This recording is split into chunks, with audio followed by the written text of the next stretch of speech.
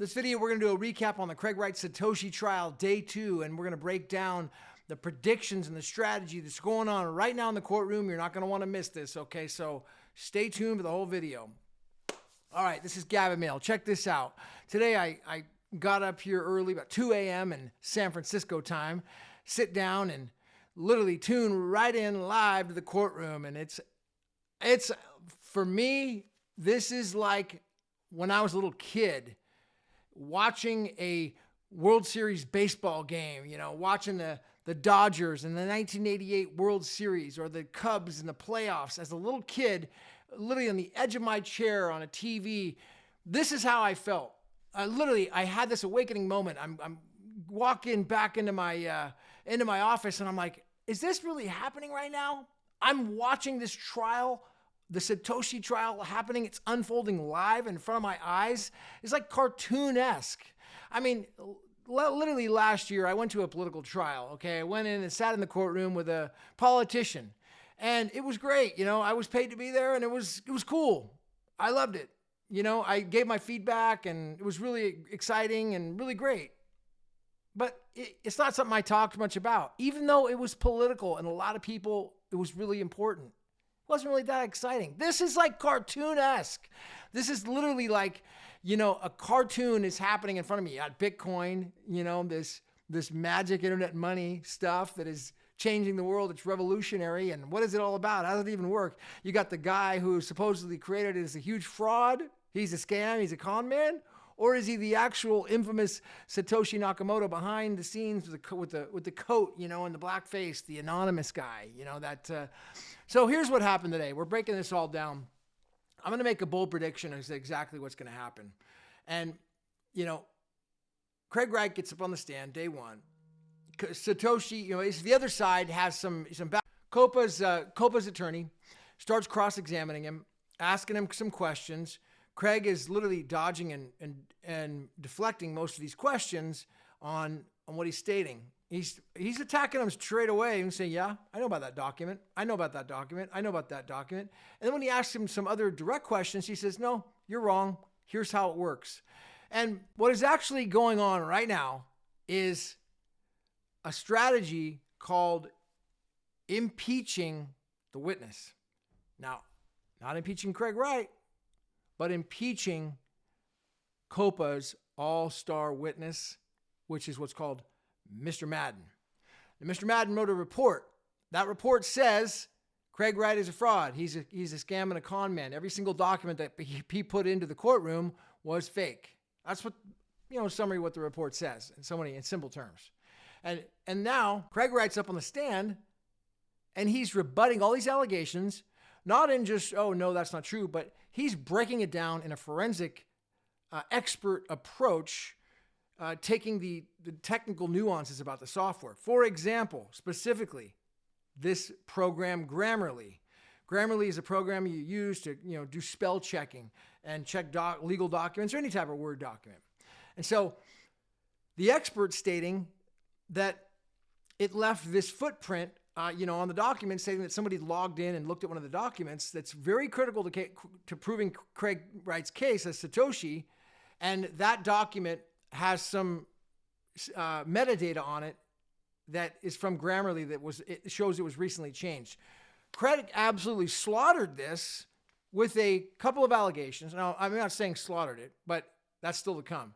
But he set the groundwork and the foundation for what's called impeaching the credibility of this witness, Mr. Madden. This is a very, very tactical and massive strategy, and I don't know how they're going to overcome it or what they're going to do because they can't. So what's happening is that he's showing the other side that Mr. Madden actually doesn't have access to the enterprise version of Grammarly. And only on the enterprise version of Grammarly could this particular report be relevant to. But since Mr. Madden's only on probably a free version, or maybe he doesn't even have Grammarly, he wouldn't know that. And he breaks it down, all the forensics behind this. And then he brings up another subject about these LaTeX files. And he's breaking that down on a forensic level and how Mr. Madden actually isn't qualified to make these statements. He's wrong. And he's breaking it all down as an expert himself. I think what's going to happen next is as we progress through the trial, tomorrow's going to be more of the same, and it's going to get, really, I think it's going to be, if they don't substitute, well, before I make my prediction on what's going to happen here. So if COPA doesn't substitute out opposing counsel, a solicitor for COPA, get rid of him and bring in Harvey Spector literally tomorrow or by Friday or literally they got to bring in Harvey Spector in a matter of moments. If they don't do that, COPA's chances of success are very low. The counsel for COPA, as a neutral perspective, it seems a lot different in the British stuff. Out here in California, it's really cutthroat. In the courtroom, the guys are really jousting and very aggressive. This guy's too nice. He's very nice, very professional. He's okay, but he ain't gonna.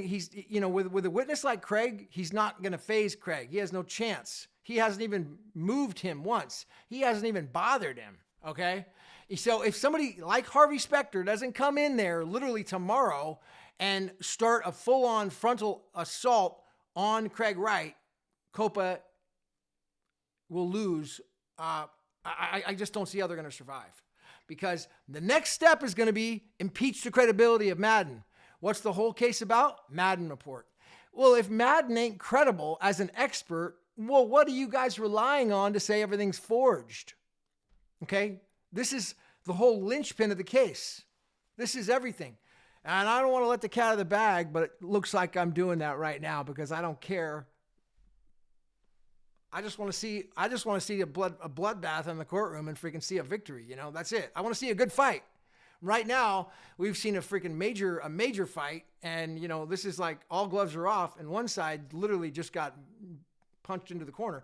And I'll be straight up and honest. If Wright gets back into the corner, and I'll tell you, I'll be happy to say the same thing. I mean, I'm not gonna say, I'm not defend Wright. If he blows it and craps the bed, I'll be the first one to say it. Okay, but so far, COPA's crapping the bed. Their their solicitor is not competent enough to do this type of cross. He's not trained.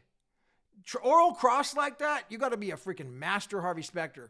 If you ain't that guy, then it's time to literally write a check and find him, because Harvey's out there somewhere and he can come in and save the day. But I don't know what COPA's going to do at this point if they don't have him already on the payroll, So because the guy they got is weak, and Craig is too strong for him up there on cross.